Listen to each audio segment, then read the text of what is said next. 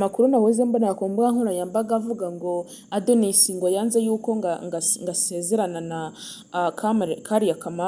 kariya kamari mu murenge. Ese ayo makuru abantu benshi ko nakomeje ku mbuga nkoranyambaga mbona bayateraho komanteri, ubundi birabareba niba batarasezeranye mu murenge ngo Adonis ntago ashaka kuvanga ivangamutungo na kariya kamati ngo Adonis mva n'ibigambo byinshi bagiye bahwihwisa, ariko njye sinjya mbyemera, sinjya nizera iby'abantu bavuga. Umuntu ashobora kukuremera inkuru ukagira ngo niyo neza ahubwo atari we. Rero niwe tuje kuganiraho ku munsi w'ejo yagize ubukwe bwiza cyane, ubukwe bwitabiriwe n'abantu benshi cyane kuri uwo rwo hejuru. nari mibereye, byari ibirori byiza bitangaje, ibirori buri wese yakwifuza kubona ndetse no guseruka. Ababyeyi bari bishimye, ababyeyi bafasha abana babo mu kwishimira intsinzi y'umwana wabo wakoze ubukwe akerekana ikirori mu rugo rwabo. Ni ibintu byiza rero, ibintu bihaye Imana icyubahiro ndetse n'abantu. Apotre Mignonne niwe wabasezeranyije ku munsi w'ejo. Ni ibintu rero abantu benshi bishimiye cyane, abantu baravuga ati wawu cyaze Imana igize ikikora.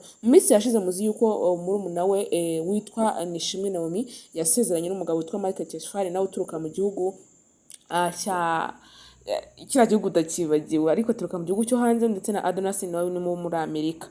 Mu gihugu cya Ethiopia, Michael Tesfaye aturuka mu gihugu cya Ethiopia, Adonis agaturuka mu gihugu cya Amerika. Murumva rero yuko abakobwa b'Abanyarwanda bari kubona abagabo beza cyane, abagabo baturuka mu bihugu byo hanze. Rero niho tuje kuganiraho kugira ngo turebere hamwe utu n'utundi uko umunsi w'ejo wari umeze, ejo byari bimeze bite. Nari mpari byose ndabiba 5 kuri 5. Ngiye ku batanze nitwa Irareba, ngomba kubagezaho amakuru yose yizewe kandi y'ukuri. Ndi umukobwa ushima Imana kandi ushima Imana n'abantu bankurikira. Mbahaye ikaze mu kiganiro cyacu kugira ngo turebere hamwe utuntu n'utundi kuri YouTube channel yanyu. Mukwiye gukora subscribe aho hasi kugira ngo tube tubana umunsi ku munsi mu biganiro byacu byose bitazajya biboceka.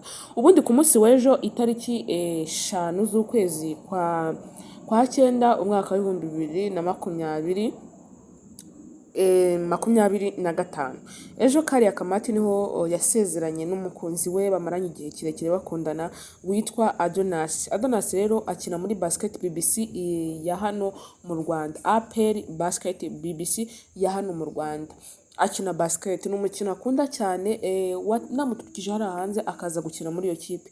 Kuva yaza ahangaha muri igihugu cyacu cy'u Rwanda yahise akundana n'umukobwa mwiza, umukobwa w'umunyarwandakazi witwa Kamari Katia, avukana na Miss Nishimwe Naomi. Ku mbuga nkoranyambaga rero ubundi bafite itsinda rya Mackenzie, bararizi, abantu benshi bararizi cyane. Mackenzie ni y'abakobwa b'iwabo uko ari abakobwa 5. N'abakobwa beza cyane, abantu benshi murabazi uburyo baba baseruka, ari abantu beza bambaye neza. Rero iryo tsinda ryakunze kumenyekana cyane ku mbuga nkoranyambaga. N'ejo bundi bakora agashya uburyo APR yari ifite inkera y'abahizi, nibo bantu baserukanye imyenda ya APR imyambaro izajya yambara.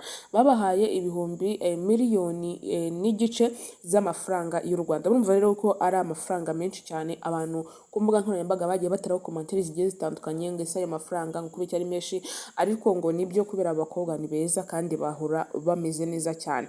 Rero murabyumva ukuntu biba bimeze. Rero ku munsi w'ejo byari ibirori byiza cyane. Ejo nabonye agashya ku buryo usona umuntu uri imbere agahita amenya icyo ushaka akakuzanira.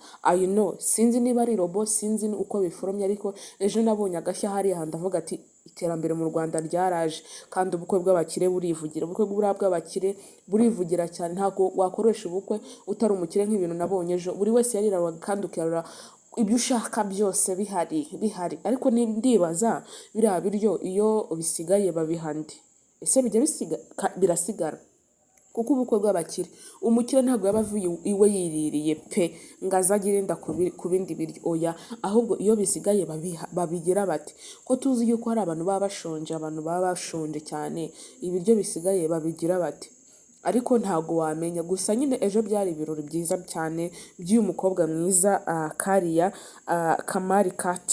Kamari Katia. Rero uyu mugabo we niwe wabanje kumubwira yuko amukunda. Hari abantu rero bajya bavuga ati se umukobwa ni gute yabwira umuhungu yuko amukunda? Bibaho cyane. umukobwa akibwira umuhungu yuko amukunda pe for sure bikabaho urukundo rwabo rukaba rwiza. Rero ejo ijambo Adonisi yavuze ryashimishije uyu mukobwa, yaravuze ngo kuva nakumenya naragukunze cyane, umutima wanjye unyemeza kugukunda kandi sinzigera nanakwanga, kuko wambwiye ijambo nari maze igihe numva, waje mu mutima wanjye uturamo, numva umutima wanjye uranezerewe cyane bitewe n'uburyo nari maze igihe kirekire nta mukunzi mfite, ukaza ukanyomora ibikomere byose nagiye mpura nabyo.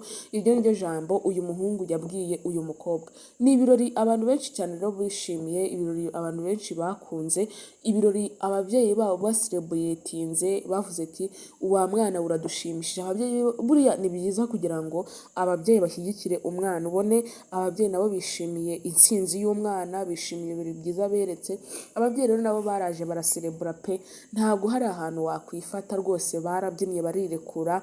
Bwari ubukwe bwiza pe, bwari ubukwe bwiza nk'ubwa murumuna we, nawe yagize ubukwe bwiza cyane. Rero nawe ejo yari yamwambariye agasazi kacu Naomi. Naomi rero abantu benshi baramukunda kubera nta mutima mubi yigirira, ubona ari umwana mwiza utagira mukusha, utagira ibintu by'imijinya, ukabona abantu benshi rero baramukunze kandi rwose ukabona ni ibintu byiza cyane. Rero tubifurije kugira ngo bazabyare hungu na kobwa, babyare bagwize kandi babyare abana beza bakunda Imana, nk'uko nababonye bano bantu bakunda Imana cyane kandi bagakunda gusenga. Uwiteka rero azabane nabo mu rugo rwabo kandi abane nabo mu byiza byose bakora ndetse n'ibyo bateganya gukora. Ngaye nguko rero uko byari bimeze, njyewe nanjye nari mparambitse ikintu bita majanja. Abantu muri 300 bari bahari, nanjye nari niteguye kuzajyamo rwose, ntabwo bari kumbuza. Ubwo rero urumva yuko nanjye nkunzwe, nanjye ndakunzwe. Ariko ejo nta video nigeze nkora,